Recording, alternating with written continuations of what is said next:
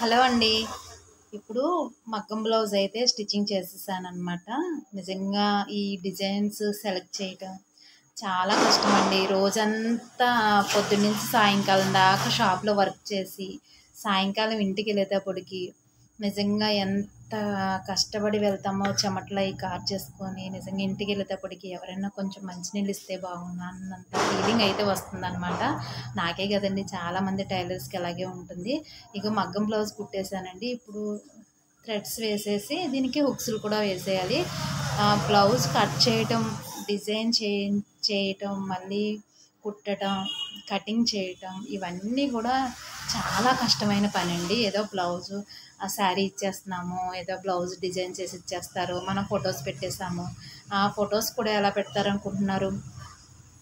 ఎక్కడో hand design ఒకటి తీసుకొస్తారు, మళ్ళీ హ్యాండ్లో మగ్గం వర్క్ వస్తేటికి మళ్ళీ హ్యాండ్ డిజైను, పైన ఒక డిజైను, హ్యాండ్కి ఒక డిజైన్ అంటారు, మళ్ళీ పైన మిడిల్లోనేమో ఒక డిజైన్ అంటారు హ్యాండ్కి, అలా కింద బార్డర్ వస్తేటికి ఇంకో డిజైన్ అంటారు. ఇట్లా రకరకాల డిజైన్స్ అన్నీ కూడా చెప్తూ ఉంటారండి. మళ్ళీ మగ్గం టయానికి అవుతుందో అవదో అని ఒక టెన్షన్ అనమాట. సో టయానికి అయితే ఇచ్చేస్తాము. అది ఎందుకంటే మనకి గుడ్ విల్ ఏంటి అంటే, మనం బొటిక్స్ రన్ చేసే వాళ్ళు అందరూ కూడా కరెక్ట్గా టయానికి ఇచ్చేస్తే కనుక మంచి గుడ్ విల్ అనేది ఉంటుందన్నమాట మనకి. సో నేనైతేనండి కరెక్ట్గా టయానికి ఇచ్చేస్తానమాట. అన్నీ టైం టేబుల్ ప్రకారంగా ఏ రోజు డెలివరీ ఆ రోజు ఇచ్చేసేయాలని చెప్పేసి బుక్లో రాసుకుని అలా ఇచ్చేస్తానమాట. ఇప్పుడు ఈ హుక్స్లు వేయడానికి ఇంత టైం పడుతుంది, ఇంకా డిజైన్ సెలెక్ట్ చేయడానికి ఎంత టైం పడుతుందో ఒకసారి ఆలోచించండి.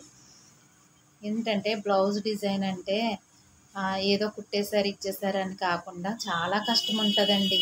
ఆ కష్టాన్ని ఎవరు కూడా పాపం రీల్స్ కోసం జస్ట్ ఇలా డిజైన్ చూపించేస్తే అయిపోతుంది అని చెప్పేసి ఇప్పుడు ఎవరు ఓపిక్గా చూడట్లేదు కదండి. డిజైన్స్ కూడా ఎక్కువ ఇలా రోల్ చేసేస్తూ ఉన్నారు, ఎవరు కూడా అంతసేపు చూడట్లేదన్నమాట. అందుకని చెప్పేసి పాపం టైలర్స్ కూడా దాన్ని బ్లౌజ్ని ఎంతో కష్టంగా పాపం కుట్టి కష్టపడిన తర్వాత జస్ట్ ఒక సెకండ్స్లోనే ఇలాగ రీల్స్ చేసేసి ఫొటోస్ తీసేసి వీడియో తీసి పెడుతున్నారనమాట.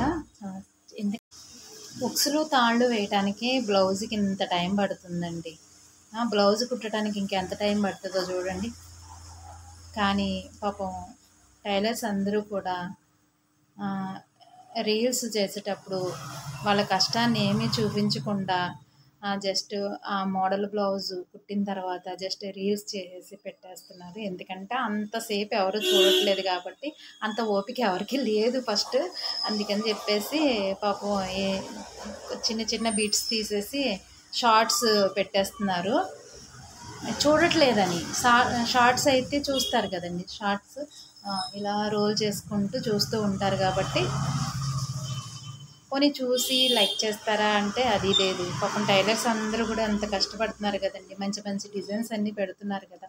జస్ట్ మీరు ఒక లైక్ చేయడానికి ఏమైంది, లైక్ చేయండి. అటువంటి వాళ్ళు కష్టపడే కష్టాన్ని గుర్తించాలండి. అలాగే కంప్యూటర్ ఎంబ్రాయిడరీ లేడీస్ చేస్తున్నారు, వాళ్ళకు కూడా పాపం ఫొటోస్ తీసి అన్నీ పెడుతున్నారు. మనం చూసి అడ్వర్టైజ్మెంట్ చూసేసి వెళ్ళిపోకుండా జస్ట్ లైక్ చేస్తే వాళ్ళు కూడా ఇంకా బాగా ఇంప్రూవ్ అయ్యి ఇంకా మంచి మంచి డిజైన్స్ పెట్టడం అలా చేస్తారనమాట. చాలామంది పాపం యూట్యూబ్లో అలాగే ఇన్స్టాలో చూస్తూ ఉంటాను. అంత కష్టపడి పాపం బ్లౌజ్ కుట్టి అన్ని రీల్స్ అన్నీ చేస్తే కనీసం పాపం ఆ వీడియోకి ఒక్క లైక్ కూడా చేయరండి ఎవరును. కానీ ఏముంది, చూసి జస్ట్ లైక్ చేయడానికే కదా. ఏంటో వేస్ట్ వీడియోస్ అన్నీ కొంతమంది చూస్తూ ఉంటారు, అవి ఎందుకు పనికిరావు అనమాట ఆ వీడియోస్.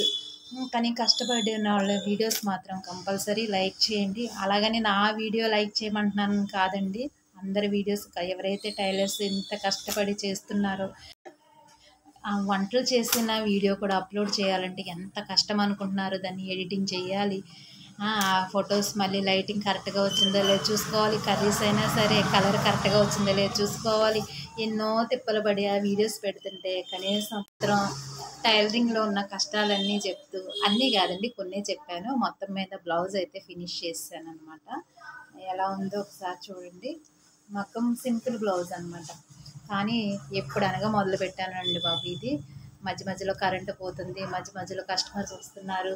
ఇవన్నీ చూసుకొని మళ్ళీ బుకింగ్లు చూసుకొని ఇవన్నీ చేసుకుని మళ్ళీ బ్లౌజ్ స్టిచ్చింగ్ చేసేటప్పటికి ఈ టైం అయిందండి. ఇప్పుడు టైం ఎంత అయిందనుకుంటున్నారు? 8 అయిందనమాట. ఇప్పుడు 8కి మళ్ళీ షాప్ అంతా నీట్గా ఉంచేసుకుని ఎక్కడెక్కడ సర్దుకొని ఇప్పుడు ఇంటికి వెళ్ళాల్సి వస్తుంది. ఇంటికి వెళ్ళి మళ్ళీ ఇంట్లో వంట ప్రిపేర్ చేసుకోవాలి. ఓకే అండి, మళ్ళీ మార్నింగ్ వీడియోతో మీ ముందుకు వస్తాను. బాయ్ అండి.